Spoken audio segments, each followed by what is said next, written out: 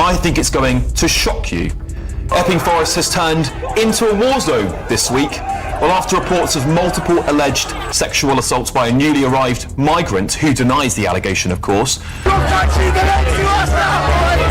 You get them all sitting on the benches when the kids are coming out of school. 60 Minor. That is the distance between a high school and the Bell Hotel. The building now cleared by the court to keep housing asylum seekers. The ruling was read at 2 p.m., and by sunset, the patience of the people had run dry. 4 months, 9 hearings, 1 broken promise.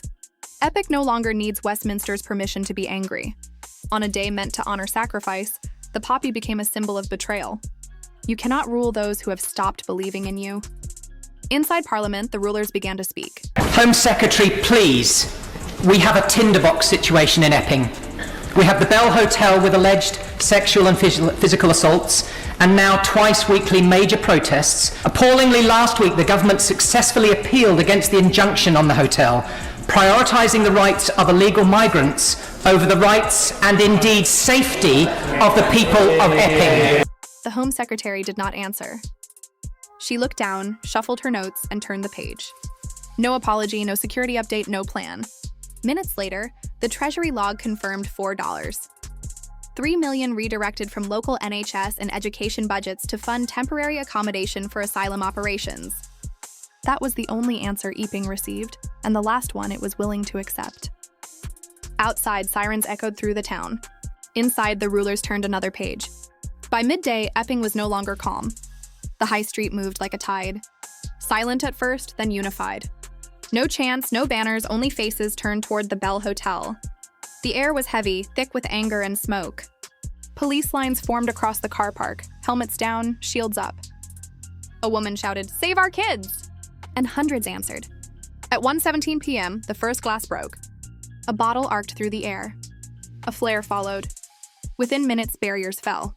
Officers advanced shoulder to shoulder. The crowd pushed back. Flags slammed against riot shields. Traffic froze on Epping High Road. The sound was chaos contained by inches, boots, shouts, glass. A few thousand turned to tens of thousands. Then the street stopped belonging to the government. Reinforcements rolled in from Chelmsford. Smoke grenades hit near the junction. Drone footage captured the moment formation lines folding. Discipline cracking in daylight. By 2:10 p.m., dispersal orders echoed through loudspeakers. Dozens detained, several officers injured. The Home Office called it public tension under review. But everyone watching knew what it was. Not a protest, not yet a riot. The moment when trust collapsed and the people remembered who they were. By nightfall, estimates put the crowd at over 100,000 across Essex, a wave no order could contain. The government called for calm, but calm never came. Every statement sounds like static. Every promise like a warning. By morning, Essex heard no chants, only sirens and wind through empty streets. 4 schools stayed closed. 2 hospitals ran below half capacity. Order had returned in form, not in spirit. Officials confirmed 127 arrests, 19 officers injured, and 8 million pounds in public damage across Epping and Chelmsford. Ministers still spoke of unity while budgets for nurses and teachers were quietly drained. The phrase temporary accommodation clung to fences wrapped in police tape, a slogan painted over broken glass. At noon, police stood motionless beside debris. Protesters returned fewer but harder in their silence. Passers-by paused, not in fear but recognition. No chants, no violence, just faces that no longer believed what they were told. The government can deploy law but not legitimacy. Respect is earned, not ordered. And when faith is gone, authority becomes noise. Morning came. Downing Street said nothing. No minister, no plan. A press officer read a line that sounded pre-written for failure. Order has been restored. In Epping, the only thing restored was disbelief. Local councils demanded an inquiry with dates, not platitudes. The Home Office replied, "We acted within the law. Laws written without listening do not repair trust." Police unions accused ministers of strategic neglect. MPs blamed misinformation. The footage did not. It showed smoke, fear, and a limit reached. By afternoon, a memo labeled Sensitive Civil Unrest Response leaked. One instruction stood out. Prioritized control optics over narrative drift. In one sentence, the problem was exposed. Cameras mattered more than citizens. At 6 p.m. science, major networks replayed the same 12 seconds. Cut before chance. Blur before faces. Reality edited into reassurance. Epping asked a simple question and received a strategy deck. No names took responsibility. No timeline for change. Just phrases that die on contact with real life. Lessons learned. Cross-government coordination. Community resilience. Silence is not neutral. It chooses the side with power. Inside Whitehall, panic became paperwork. The Prime Minister demanded reports by close of business. Department sent blame instead. Home Office to regional enforcement. Treasury to local mismanagement. Justice to capacity constraints. Nobody to themselves. At 11:40 a.m., a classified file surfaced online. Containment metrics eyeing operation. It showed forecasts approved 3 days earlier. Expected turnout, police posture, communications plan, one line measured, cost tolerance, acceptable public damage under 5 million, citizens as variables, trust as wastage. Emails followed.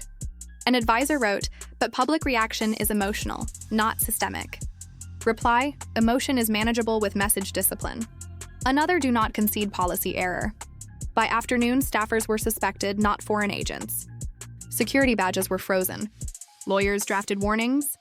The building turned inward while the country looked out. That night, a statement appeared. We condemn unauthorized disclosures. No mention of what was disclosed. Only the betrayal of leaking, not the betrayal of governing. Power fears sunlight more than crowds. Crowds disperse. Sunlight does not. By morning, clips vanished under copyright strikes. Accounts posting ing footage went dark. Appeal stalled. Timestamps did not. Broadcasters aired packages that looked antiseptic. Calm streets, long lenses, official quotes.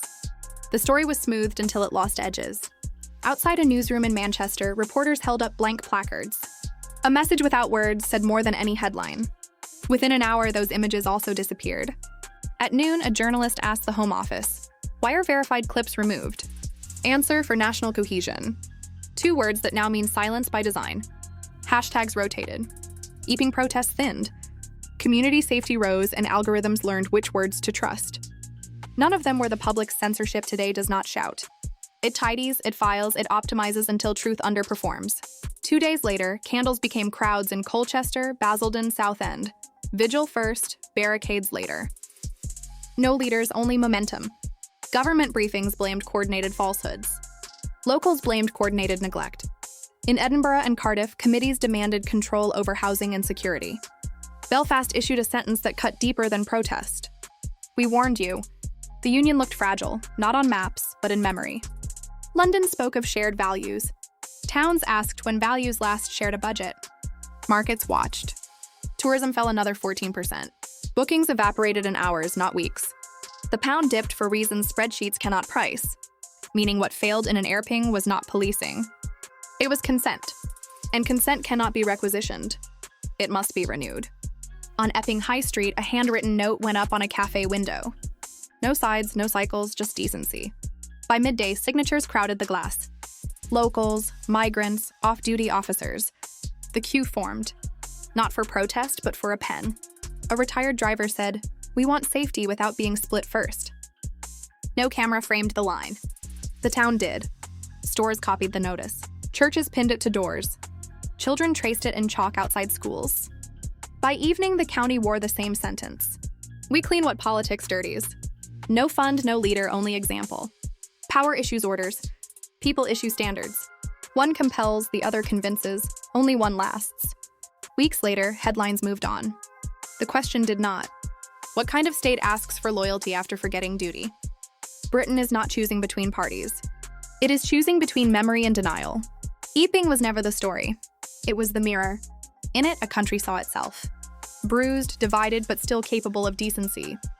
If you value reporting that resists noise and refuses hate, subscribe to Brit Alert News. Share this with someone who thinks silence is order. This channel stands for peace, lawful dialogue, and dignity for all communities. Change is not built by rage. It is built by remembering who we owe and what we owe each other.